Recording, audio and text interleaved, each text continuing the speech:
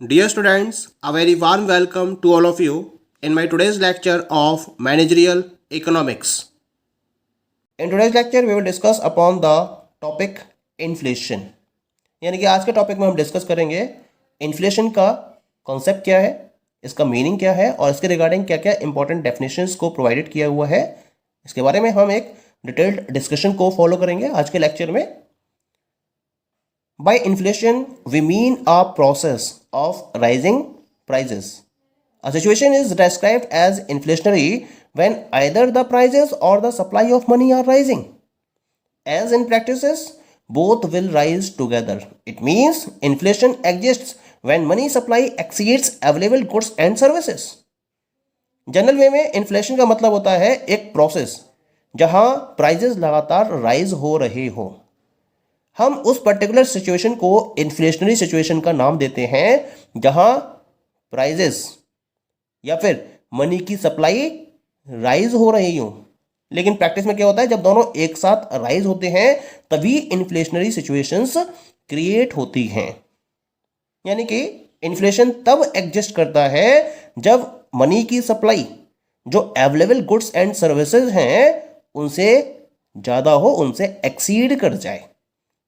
Money supply ज़्यादा है, लोगों की परचेजिंग पावर क्या होगी, ज़्यादा होगी, और परचेजिंग पावर ज़्यादा है तो उसके बेसिस पर जो गुड्स मार्केट में अवेलेबल हैं या सर्विसेज मार्केट में अवेलेबल हैं उनकी अवेलेबिलिटी क्या है, कम है, लेकिन उनके मुकाबले जो मनी सप्लाई है वो ज़्यादा है, जिसकी वजह से उनके प्राइजेस क्या होते हैं, हाई हो जाते हैं। और इस राइजिंग प्राइस की सिचुएशन को हम इन्फ्लेशन के नाम से जानते हैं। यानी कि हम इन्फ्लेशन को डिफाइन कर सकते हैं a sustained upward trend in the general level of prices and not the price of only one और टू गुड्स। यानी कि केवल और केवल अगर हम ये कहें कि एक या दो गुड्स के प्राइस इंक्रीज हो गए उसके बेसिस पर हम इन्फ्लेशनरी सिचुएशन को डिस्क्राइब करें, then it is not proper. बल्कि क्या होता है, जब जनरल लेवल ऑफ प्राइसेस में लगातार अपवर्ड ट्रेंड देखने को मिलता है तब हम इसको इन्फ्लेशनरी सिचुएशन का नाम देते हैं। एक्ले ने एक प्रॉपर डेफिनेशन प्रोवाइड करी है इसके रेफरेंस में। Inflation is defined as a persistent and appreciable rise in the general level और एवरेजेस ऑफ प्राइस। यानी कि जब प्राइजेस को एवरेज लेवल पर या जनरल लेवल पर कैलकुलेट किया जाता है और उनके जनरल लेवल या एवरेज प्राइजेस में एक परसिस्टेंट और एप्रिसिएबल राइज अगर दिखाई देता है तो हम इस सिचुएशन को इन्फ्लेशन का नाम देते हैं। इसका मतलब क्या हुआ, inflation constitutes an overall increase in price level, so it can be viewed as the devaluating of the worth of money. यानी कि जब ओवरऑल इंक्रीज हो प्राइस लेवल में तो उसके बेसिस पर इन्फ्लेशन एग्जिस्टेंस में आता है और ये क्या करता है, मनी की वैल्यू को लगातार डिवैल्यूएट करता है। डिवैल्यूएट करने का मतलब क्या होता है, जिन पर्टिकुलर गुड्स को आप प्रीवियस टाइम में परचेस कर सकते थे एक अमाउंट पे करने के बाद, उसी अमाउंट में प्रेजेंट सिचुएशन में आप उसकी कम क्वांटिटी को परचेज करोगे तो इसके बेसिस पर क्या होगा, जो मनी की वर्थ है, जो मनी की वैल्यू है वो क्या हो गई, कम हो गई। मान लीजिए कि आज से कुछ टाइम पहले आप 100 रुपये में 1 किलो कॉमोडिटी एक्स को परचेस कर सकते थे, लेकिन अब उसी कॉमोडिटी एक्स को परचेस करने के लिए आपको 100 से ज़्यादा रुपए खर्च करने पड़ेंगे। मान लीजिए कि 120 रुपये खर्च कर रहे हैं तो उतनी ही क्वांटिटी को परचेस करने के लिए प्रीवियस टाइम के कंपैरिजन में आपको आज की डेट में ज़्यादा अमाउंट पे करनी पड़ रही है। तो हम इस सिचुएशन को इन्फ्लेशन का नाम देते हैं क्योंकि ये क्या कर रही है कि लगातार मनी की वर्थ को डिवैल्यूएट करती है। इसका मतलब क्या हुआ, दूसरे शब्दों में हम ये कह सकते हैं inflation reduces the purchasing power of money. A unit of money now buys less. यानी कि जिस पर्टिकुलर अमाउंट से हम पहले कमोडिटीज को परचेस कर रहे थे अब उतने ही अमाउंट में हमें प्रेजेंट कंडीशन में कम यूनिट्स परचेज करने को मिलती हैं। कुल मिला के मनी की रिड्यूसिंग पावर को ये, मनी की परचेजिंग पावर को ये रिड्यूस कर देता है और इसके हेल्प से हम क्या करते हैं, एक unit of money come units को परचेज कर पाती है अगर इन्फ्लेशन एग्जिस्ट होता है। While measuring inflation, we take into account a large number of goods and services. used by the people of a country and then calculate average increase in the prices of the goods and services over a period of time. A small rise in prices or a sudden rise in price is not inflation, since they may reflect the short term workings of the market. Calculate कैसे किया जाता है inflation को? तो इसके लिए क्या करते हैं, हम उस पर्टिकुलर कंट्री के लोगों के द्वारा जितने भी गुड्स एंड सर्विसेज को कंज्यूम किया जा रहा है उनकी एक लार्ज क्वांटिटी को कंसीडर करते हैं, और उनको कंसीडर करने के बाद फिर उसके बेसिस पर हम एवरेज प्राइस में इंक्रीज को कैलकुलेट करते हैं इन गुड्स एंड सर्विसेज के रेफरेंस में एक पर्टिकुलर पीरियड ऑफ टाइम पर. लेकिन अगर इन पर्टिकुलर गुड्स एंड सर्विसेज के एवरेज प्राइस में एक स्मॉल राइज देखने को मिलता है तो इसे हम इन्फ्लेशन नहीं कह सकते, या फिर एक सडन राइज देखने को मिलता है और वो बाद में धीरे धीरे एडजस्ट हो जाता है, तो हम इस सिचुएशन को इन्फ्लेशन नहीं कह सकते, क्योंकि ये मार्केट की शॉर्ट टर्म वर्किंग को भी रिफ्लेक्ट कर सकती हैं. इसका मतलब ये हुआ कि जो इन्फ्लेशन है वो एक स्टेट ऑफ डिसइक्विलिब्रियम को रिप्रेजेंट करती है.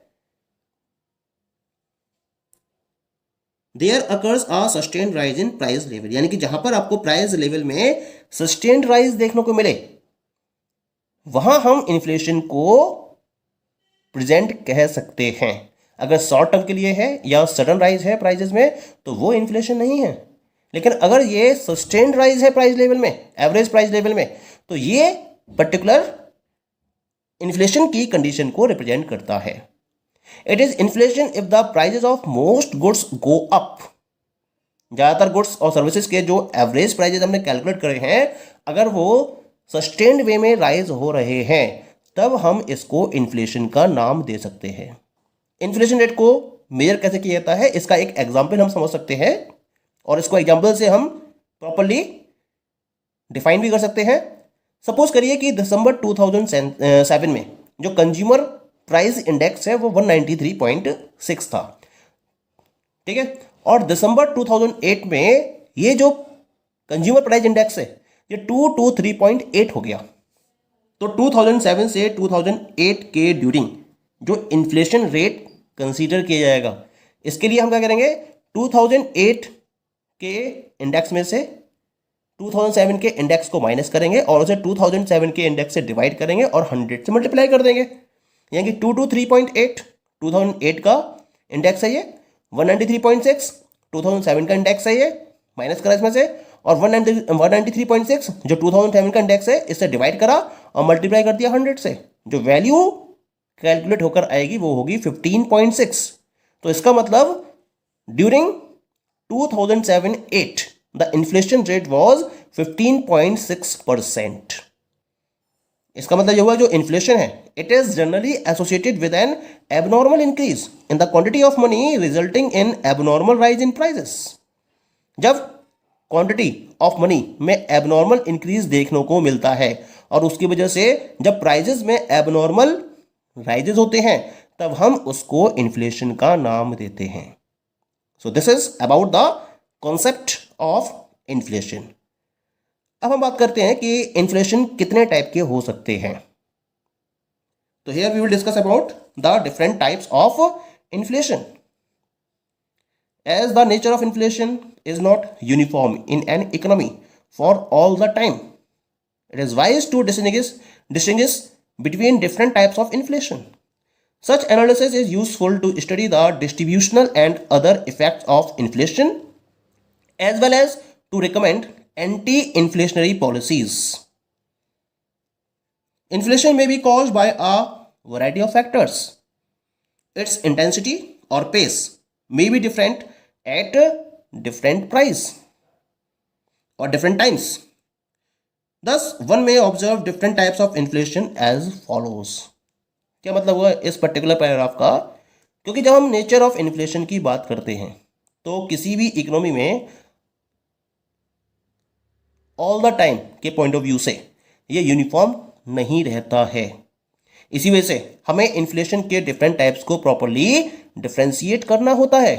डिफ्रेंशिएट करने से क्या होगा, यानी कि जब हम डिफ्रेंशिएट और डिस्टिंग्विश करने के पॉइंट ऑफ व्यू से इन्फ्लेशन के डिफरेंट टाइप्स को स्टडी करते हैं तो इस एनालिसिस के बेसिस पर हम इन्फ्लेशन के जो भी डिस्ट्रीब्यूशनल और अदर इफेक्ट्स हैं इनको प्रॉपर्ली स्टडी कर सकते हैं और इसके बेसिस पर एंटी इन्फ्लेशनरी पॉलिसीज को रिकमेंड किया जाता है, क्योंकि जब तक हमें ये नहीं पता होगा कि किस टाइप का इन्फ्लेशन इकोनॉमी में रन हो रहा है, उसके बेसिस पर हम प्रॉपर एंटी इन्फ्लेशनरी पॉलिसीज को डेवलप नहीं कर सकते। तो हमें टाइप ऑफ इन्फ्लेशन को डिफाइन करना जरूरी होता है जो इकोनॉमी में रन हो रहा होता है। इसके साथ साथ जो इसकी इंटेंसिटी है या जो इसके पेस है वो डिफरेंट टाइम्स में डिफरेंट भी हो सकता है और वैरायटी ऑफ फैक्टर्स होते हैं जिनकी वजह से इन्फ्लेशन एग्जिस्टेंस में आता है। जब हम इनको प्रॉपर्ली स्टडी कर लेते हैं तो इसके बेसिस पर एंटी इन्फ्लेशनरी पॉलिसीज को फोकस करते हुए इन्फ्लेशन की कंडीशन को कंट्रोल भी कर सकते हैं। इसी वजह से हमें इन्फ्लेशन के डिफरेंट टाइप्स को प्रॉपर्ली समझना जरूरी हो जाता है। तो इसलिए हम यहाँ इन्फ्लेशन के रिगार्डिंग डिफरेंट टाइप के इन्फ्लेशंस को ऑब्जर्व करेंगे। क्या क्या है ये डिफरेंट टाइप के इन्फ्लेशंस? तो इसके लिए मैंने यहाँ इन्फ्लेशन के टाइप्स को प्रॉपर्ली दो पर्टिकुलर पार्ट्स में कैटेगराइज करा है। पहला है on the basis of causes और दूसरा है इसके अंदर on the basis of speed और इंटेंसिटी। कॉजेस के बेसिस पर हम इन्फ्लेशन को डिफरेंट 5 वेज में डिवाइड कर सकते हैं।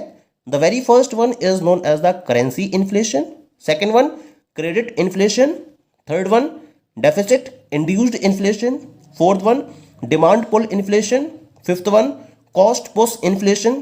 तो ये 5 टाइप के इन्फ्लेशंस हैं जिनको हम कॉजेज के बेसिस पर डिस्कस करेंगे, ठीक है। And come to the second category, this is on the basis of speed और इंटेंसिटी। स्पीड और इंटेंसिटी के बेसिस पर हम इसको 3 पार्ट्स में डिवाइड करा है हमने यहाँ पर। The very first one is the creeping और mild inflation, the second one is known as the walking inflation, third one is the galloping and hyper inflation.